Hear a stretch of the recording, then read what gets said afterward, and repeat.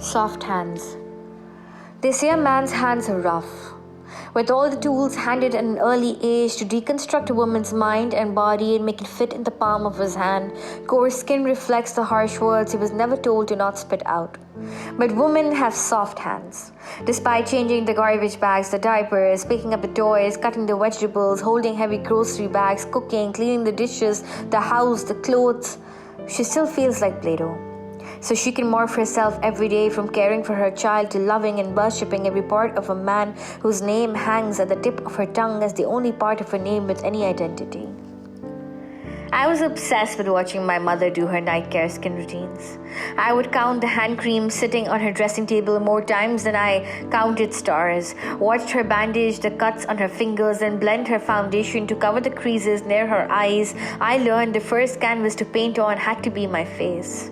Her fingers moisturized, my mother's skin would cry as she would absorb its tears with face masks and scrubs that could scrub away any sign of distress. It did not matter. The amount of hours put in the day to make everything look spick and span if her soft hands, when held, did not feel like they were being baked all day like chicken in an oven. Hard work and beauty would not be even friends.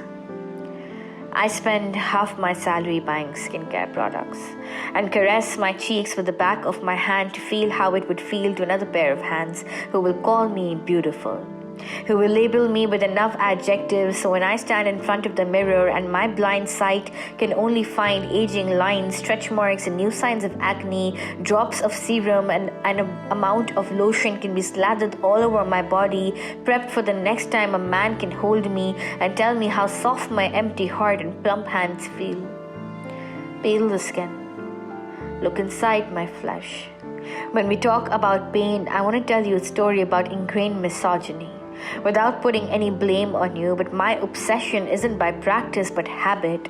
Your mother tied your laces so you wouldn't trip while running. Mine told me to not go out and play in the sun.